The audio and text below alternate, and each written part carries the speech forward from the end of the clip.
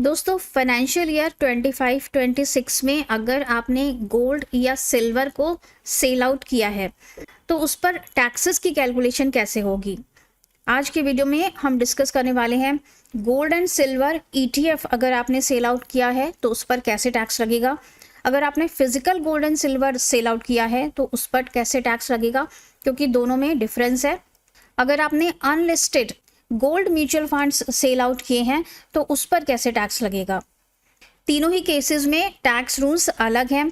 कहीं पर 12 महीने का पीरियड कंसिडर किया जाता है, कहीं पर 24 महीने का कंसिडर किया जाता है।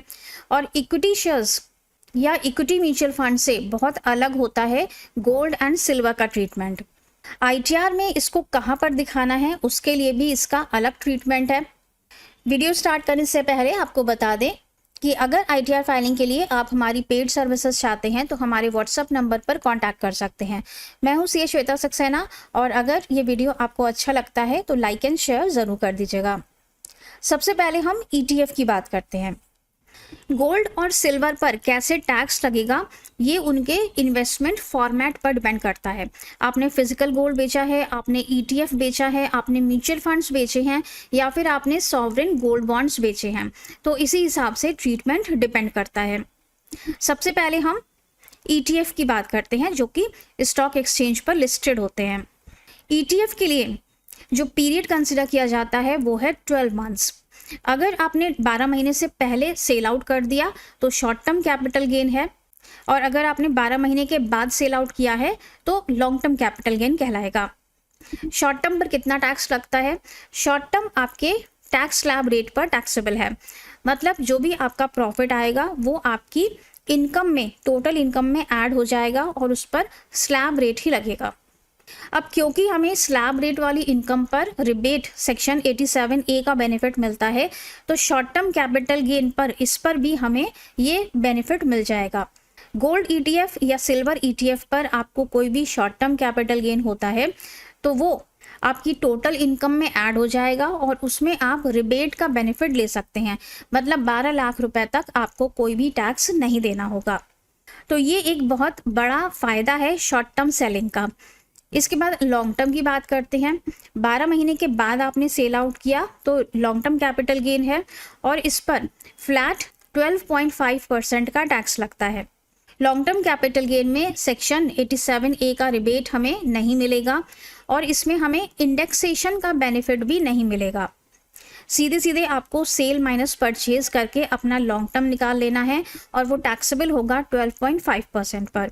इसमें से हमें 1.25 लाख का एग्जम्पशन नहीं मिलता है जो कि हमें इक्विटी के केस में मिलता है। गोल्ड एंड सिल्वर ईटीएफ के बाद अब हम बात करते हैं फिजिकल गोल्ड एंड सिल्वर की। अगर आपने ज्वेलरी, कॉइन्स या बार सेल आउट किए हैं, फिजिकल गोल्ड आपने सेल आउट किया है तो इसके लिए पीरियड कंसिडर होता है 24 मंथ्स का। 24 मंथ्स के पहले आप बेच देते हैं तो शॉर्ट टर्म कैपिटल गेन है, 24 मंथ्स तक आप होल्ड करते हैं उसके बाद आपने बेचा है तो फिर लॉन्ग टर्म कैपिटल गेन है।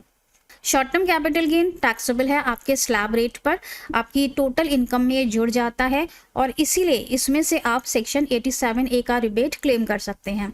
लेकिन लॉन्ग टर्म ये टैक्सेबल है 12.5% के रेट पर और इसमें इंडेक्सेशन का बेनिफिट नहीं मिलता है।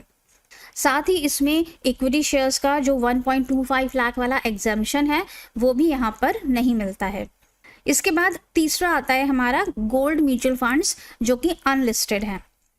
यहाँ पर पीरियड कंसिडर किया जाता है 24 मंथ्स का। 24 मंथ्स के पहले आपने सेल आउट कर दिया तो शॉर्ट टर्म है, बाद में सेल आउट किया तो लॉन्ग टर्म है। शॉर्ट टर्म पर स्लैब रेट्स एप्लीकेबल हैं और लॉन्ग टर्म पर 12.5% का रेट है विदाउट इंडेक्सेशन और 1.25 लाख का एग्जम्पशन भी नहीं मिलता है। नेक्स्ट आ जाते हैं sovereign gold bonds. Sovereign gold bonds में मैच्योरिटी पीरियड होता है 8 साल का। 8 साल के बाद आपको जो भी पैसा मिलता है और उससे आपकी जो भी कैपिटल गेन की इनकम होती है वो 100% टैक्स फ्री है, उस पर कोई भी टैक्स नहीं लगता है। प्री मैच्योर रिडेम्पशन, अगर आपने आरबीआई विंडो से अपने सॉवरेन गोल्ड बॉन्ड्स परचेज किए हैं और आप उनको प्री मैच्योर रिडीम करवाते हैं लेकिन 5 साल के बाद आफ्टर 5 ईयर्स अगर आप उसे प्री मेच्योर रिडीम करवाते हैं तो उस पर जो भी आपको कैपिटल गेन होता है वो पूरी तरह से टैक्स फ्री है। लेकिन अगर आपने सेकेंडरी मार्केट से वो परचेज किए थे, स्टॉक एक्सचेंज के थ्रू परचेज किए थे, तो यहाँ पर ट्रीटमेंट अलग हो जाता है। यहाँ पर 12 महीने का पीरियड कंसिडर किया जाता है। अगर आपने 12 महीने से पहले बेच दिए हैं तो शॉर्ट टर्म कैपिटल गेन है, और 12 महीने होल्ड करके फिर आपने बेचा है तो लॉन्ग टर्म कैपिटल गेन है। शॉर्ट टर्म आपके स्लैब रेट पर टैक्सेबल है और लॉन्ग टर्म पर 12.5% का रेट लगता है विदाउट इंडेक्सेशन। 1.25 लाख का इक्विटी वाला एग्जाम्पशन यहाँ पर भी नहीं मिलता है।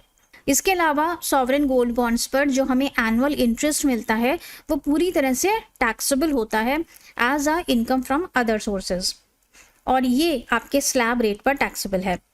तो यहाँ पर हमने चारों पॉइंट्स कवर किए कि गोल्ड ETF पर कैसे टैक्स लगता है, फिजिकल गोल्ड पर कैसे टैक्स लगता है, गोल्ड म्यूचुअल फंड्स अगर अनलिस्टेड आपने सेल आउट किए हैं तो उस पर कैसे टैक्स लगेगा, और सॉवरेन गोल्ड बॉन्ड्स पर कैसे टैक्स लगता है।